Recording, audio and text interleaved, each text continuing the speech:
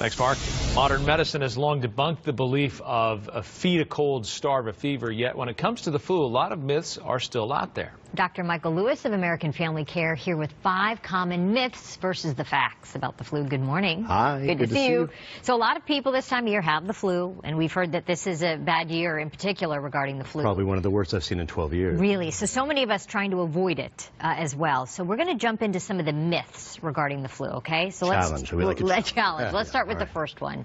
Good. You can catch the flu from a flu shot. True or false? Definitely false. It's a myth that we're all aware of, and we've heard, and I think it comes from the idea that we get the flu shot during cold season. Mm-hmm. So right now, as you know, it's the cold and the flu is everywhere. It's running rampant. And this is the time that people get the flu. And the fact is they get a cold and then they get the flu shot and then they blame it on, on the flu shot itself. And so definitely not possible. There's no virus in the immunization. It's just the proteins to boost our immunity against the flu. All right. If I test negative for the flu, I don't have the flu. True or false? Well, definitely that would be false. You know, if you test negative for the flu, it is possible that one of two things went wrong. Either we didn't get enough sample, and that happens sometimes, since we're not a perfect, system, and/or we got it early in the illness that the flu didn't replicate enough to show a positive on the exam, on the test. So definitely it is possible to test negative and have the flu. Okay. If you don't have any symptoms, you can't possibly spread the flu. True or false? Oh, definitely false, and it's less likely, of course.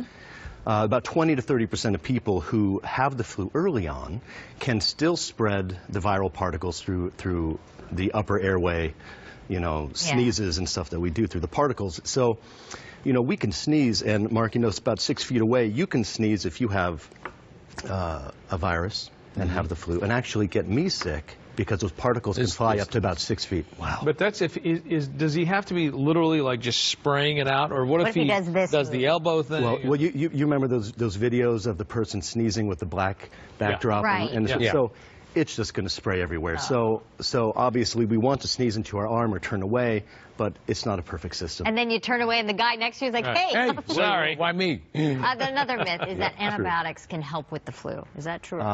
Definitely not. Antibiotics are for bacterial infections, and the flu is a virus. And so we use antivirals for influenza specifically. Yeah. So if someone is ill, has cough and fever and body aches, they should see a doctor within the first 48 hours so they can get something like Tamiflu or an antiviral. Antibiotics are not the cure-all.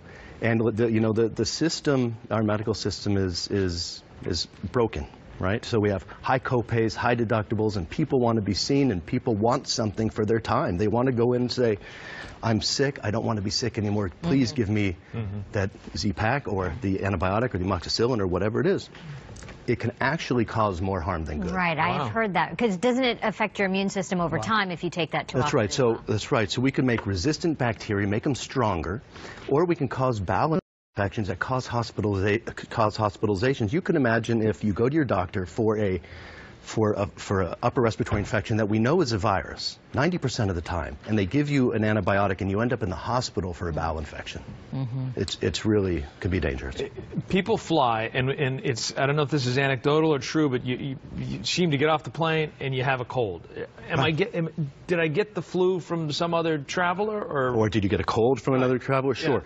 When you're around, as anybody knows, when you're around more people or more crowds, your risk of illness is going to go up higher. So, the airplanes supposedly have filters that filter out 99.99% of germs, but it's not going to help you with the guy or gal sitting next to you who coughs in their arm like we're talking about and sprays it all over your pretzels. It's not going to help. So, interestingly, we live in a petri dish. I know that sounds gross, but we live in a petri dish, and it's very odd and surprising that we aren't a sicker population. Right now, we're 100 years away, we've the 100-year anniversary of the Spanish flu pandemic in 1918, which killed 1 out of 20 people in the world, 5% of the entire world's population. And now it's a fraction of that. So we've evolved and we have progress in medicine and our immune system. So am I getting it on the plane or not? You have a better chance. You might have got it from the newsstand, touching the water bottles in the newspaper. Yeah, germs are everywhere. Once again, Dr. Michael Lewis, thanks for being here. Good to see you. Thank you, guys. All right, still ahead. We've been